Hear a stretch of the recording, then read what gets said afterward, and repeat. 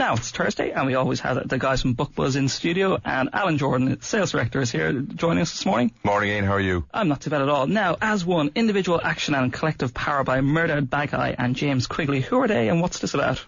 Yeah, two interesting characters. Bagai is a former partner in McKinsey. He runs his own business, Alchemy, and James Quigley is the current CEO of the global giant Deloitte.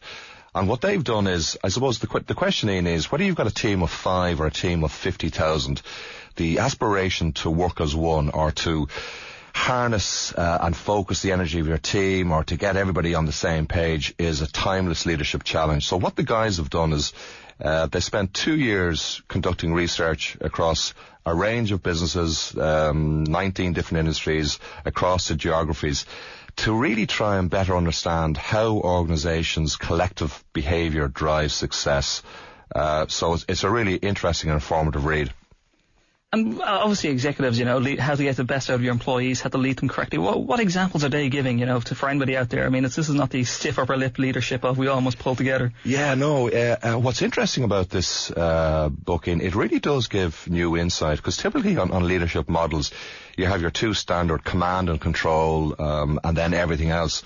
But what the two guys have done on their team is they've broken it down into kind of 8 different models. I'll just give you brief examples of them and show you how maybe some apply for businesses that we'd be familiar with. So, for example, they divide them into landlord and tenants, community organised volunteers, conductor and orchestra, producer, creative team, general and soldiers, captain and team, etc. But what is interesting about it is if you take, for example, the different styles, like, for example, conductor and orchestra. So in that organisation, you believe division of labour and standardisation of processes will lead to lower costs. And that's Ryanair. So it goes through the models, tells you the type of organisations that fit into them, but more importantly, it asks you questions about yourself and helps you understand what type of model you're employing. That's the key to it.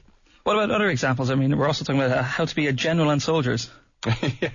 Yeah, the general and soldier. But look, the general and soldiers, which would be a typical one, and then also your captain and team. But the one that I liked, and I think it could be appropriate for ourselves, the model of architects and builders, the authors say, would work best for an organisation that has a dream of building the impossible, which could be a very good model, Ian, for our current incoming government. Now, there is a model that they don't mention, which is the ostrich and the sand bucket, and maybe that was the model that was used by the last outgoing administration. But within the book, there's a lot of different models, very concrete examples, easy to understand, so it's not a heavy read. So if you're a small business with 5 people or a large multinational, you're going to get an awful lot out of it, because it is new, fresh thinking. For example, you had Shane Moan on from Deloitte yesterday, who was doing a survey from the CFOs on business sentiment in Ireland. So really what Deloitte have done internationally with this book, they've taken 60 organisations, but they plan to roll it out to 10,000. And what they're trying to find out is what's the secret ingredient that organisations use to get everybody thinking on the same page. And that's a powerful aphrodisiac for any organisation leader out there at the moment. Do they point out to any current business leaders, or do they look at it from a historical point of view? Yeah, I mean, it's new research, so they give plenty of examples of Apple, Ryanair, Jerry Bruckheimer, and they go Who's back. he? Jerry Bruckheimer is your producer and the creative director side, so made all those movies, etc. So it gives you simple examples of people so you can understand the model, and then you can see maybe how your organisation fits in, or also it gives you kind of a roadmap and template on what you might have to do to get the model there to drive your business forward. That's what's intriguing about it, and then of course there's going to be ongoing research in connection with it. Well, leadership obviously key at the moment. Any examples in here that perhaps the government should follow, or perhaps our corporate leaders in Ireland? No, that was the one I was saying. I mean, I said, look, the architects and builders is works best for an organisation that has a dream of building the impossible. So you might think, well, listen, our own existing leaders now could use that. So that's the one I'd be plumbing for. Should people be following business books for leadership, or should they be trying to, come up with their own style of leadership? Yeah, it's a good question, Ian, and there's 2 answers to it.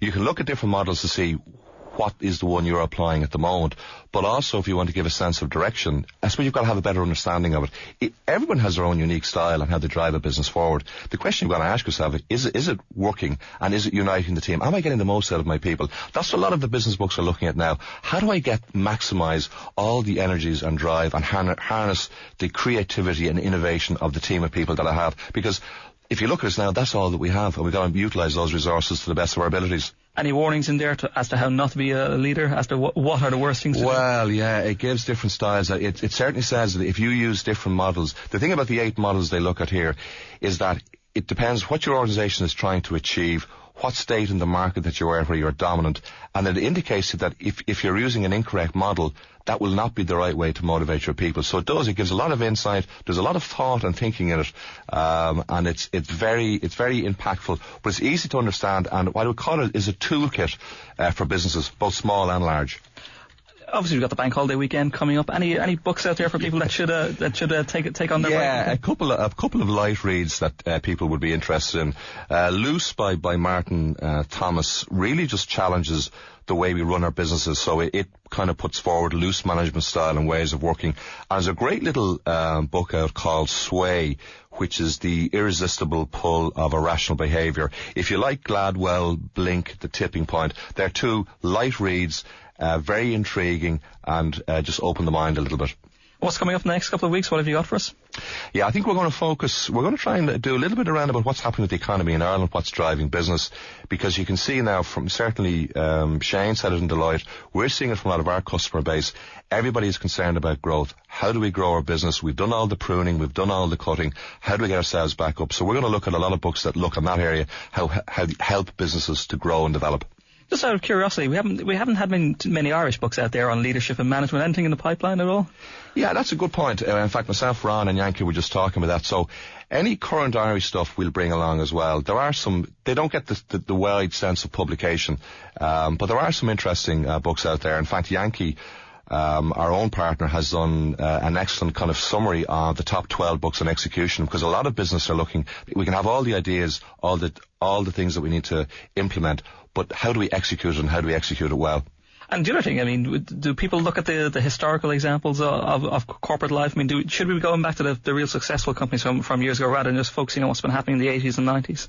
Yeah, and you'll find a lot of the business books go back and look at how do we learn from the past. If you take, for example, the financial crisis that we've gone through, a lot of books over the last 3 years have predicted this was coming down the line. I don't know what books we were reading, Ian, and obviously you went on Newstalk to talk about it, but hopefully by this particular slot we'll be giving you the format to watch out and be prepared for the future.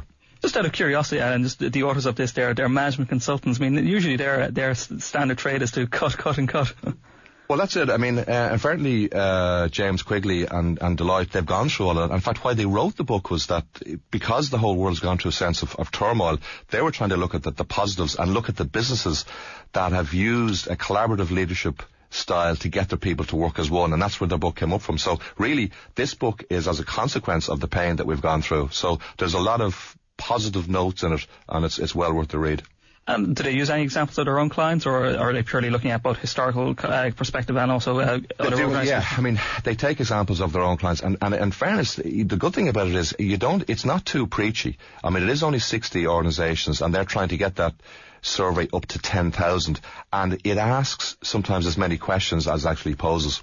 Alan Jordan, Sales Director of BookBuzz, thank you very much for joining us in the studio this morning. Coming up next, we have the Chief Executive of Connacht Gold.